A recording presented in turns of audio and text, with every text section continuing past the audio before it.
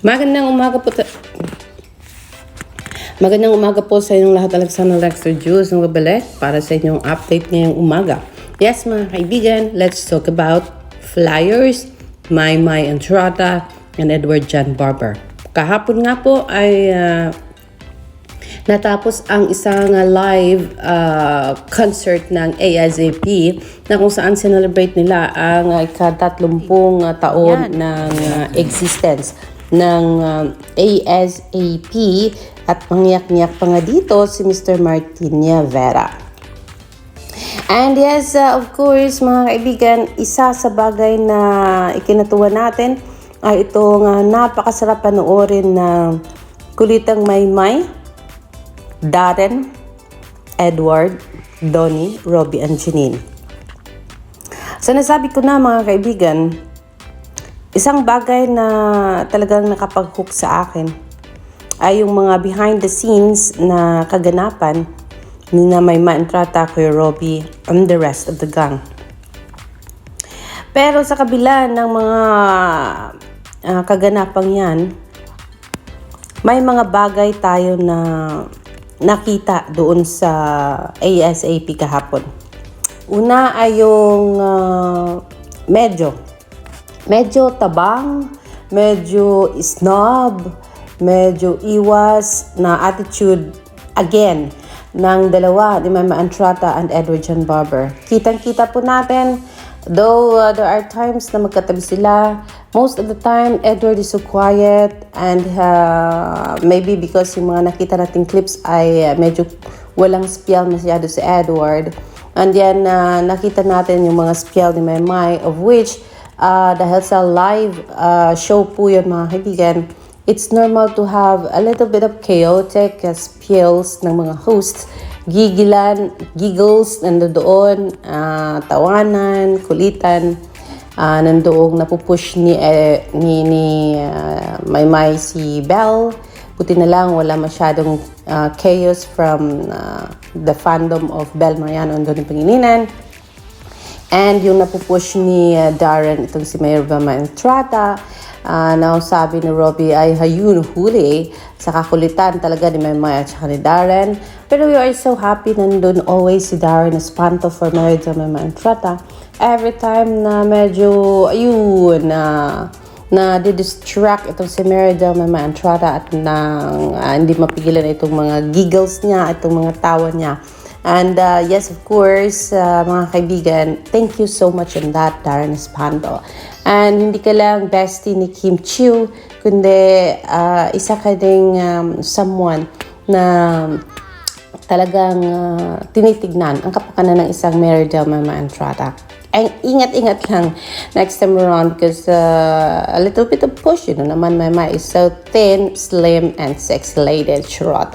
Pero yes, mga kaibigan, thank you so much. We appreciate how much concern you are giving to Maymay Entrada yesterday sa ASAP. As to Edward John Barber, hindi lang po ako nakapansin yan, Mr. Edward John Barber. I don't know what happened. I don't know if it's Maymay who is making iwas or if it's you, Edward John Barber. I don't know because kung kailan tuwang-tuwa na ang Flyers, seeing it together, being so comfortable with each other, having each other, na talagang nawala na yung lang kasi heart trap awkwardness. Si Donnie. And then here you come again, you two both so yes, again let's go and move on to the next clip. Us think what is going on again. Parang na-curious ako as to what is this all facade all again. Like, what I mean, dumating na tayo sa punto na masaya na tayo. And then, we're happy na naka-move on na kayo. And then, we're happy na comfortable na ulit kayo. And then, here is the good news. What is the good news, mga kaibigan? I am seeing this post of ABS-CBN. ABS-CBN, ang sabi niya, hello, hashtag Mayward fans. Hashtag ABS-CBN. Hashtag kapamilya. Hashtag asap natin to. And ipiniture niya dito, Edward, yung magaganda at talented na girls tulad ng mga kasama natin, Ang sabi ni Darren, yes, tulad ng katabi mo ngayon. And then, sabi ng hindi ko masyadong marinig, Chuma ba ang narinig ng iba? Ang sabi naman ng iba, sino siya? Parang ganon. So, we are so like, andito na naman tayo sa punto na alanganin na naman tayo na hindi na natin alam kung ano ang nangyayari at kung ano ang meron na naman. 'Di ba? So,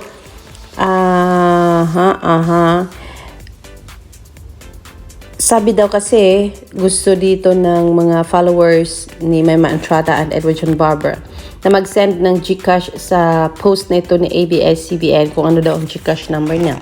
Because they wanted ABS-CBN Facebook account to bring sa kanyang account itong live na show ng ASAP every time na may live show itong ASAP. Yan ang purpose nila. That's why they wanted that account to share his GCash account para daw ay ang benefit nun ay yung mga followers ni Mema and Edward na kung saan pwede nilang mapanood dito ng live. Kasi even me, I'm finding it so hard to have an easy access on ASAP, mga kaibigan. It's because even if I go check Kapamilya Channel, 1TFC, and ABS-CBN Facebook or YouTube account ng ABS-CBN, it always says here sa aming, this is not applicable sa aming region dito sa UAE. So, hindi ko po siya makuha. And I feel like it's a waste if I'm gonna subscribe to I1TFC because I don't usually watch I1TFC shows. Ang tanging nga lang pinapanood ko ay itong ASAP. That is why I'm so sometimes gusto ko, pero kung makita ko naman yung negative effect noon, waste ako ng pera, hindi ko naman nagamit everyday. So sabi ko, no na lang. So ito din po ang, I think, ang reason nitong taga-subaybay ng Mayward Flyers kung bakit gusto nilang magkaroon sila ng easy access sa ABS-CBN Facebook para kung magkaroon man ng account yan tapos nabigyan ng malagakan ng pera, maybe that's enough reason for them to watch ASAP live through a ABS-CBN Facebook account. Pero yes, kung mangyari man yan, thank you so much. If not, then wala tayong magagawa.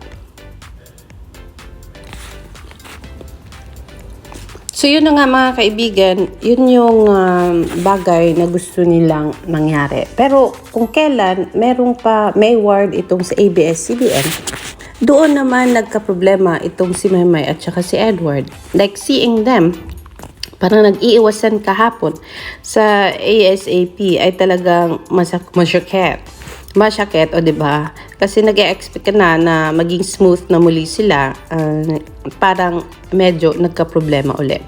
So, marami po ang nag-comment sa Facebook account ito ng ABS-CBN na kung saan umabot ito ng 13,700 likes at ang dami niyang comment. Pero dahil hindi natin ma-bring in itong lahat ng comment na ito, kaya i-summarize na lang natin.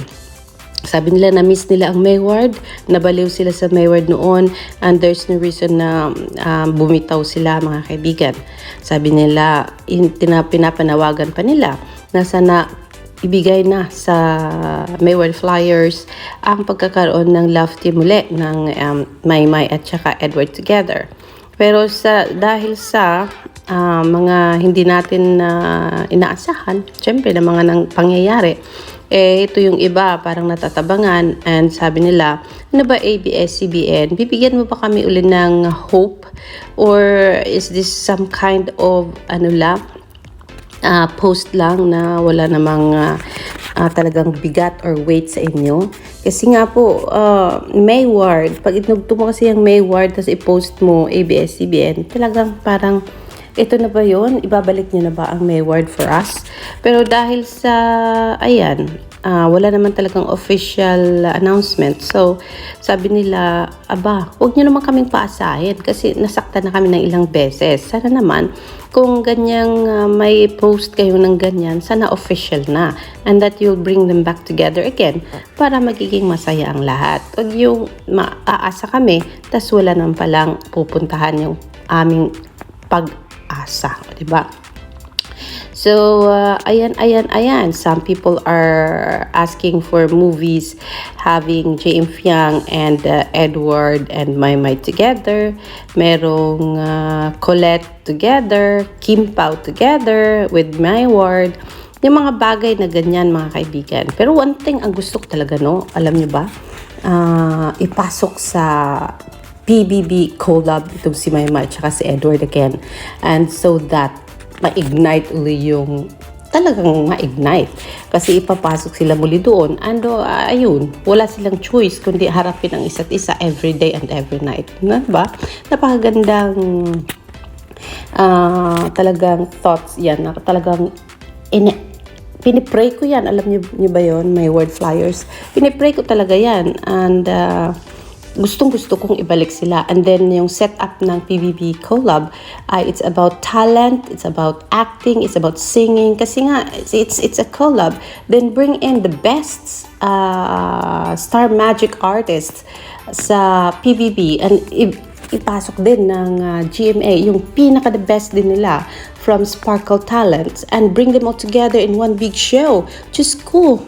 Ewan ko lang, puputok ang mga social media sa daming chismis every day and every night. So, I'm not sure, pero sa isipan ko lang yon.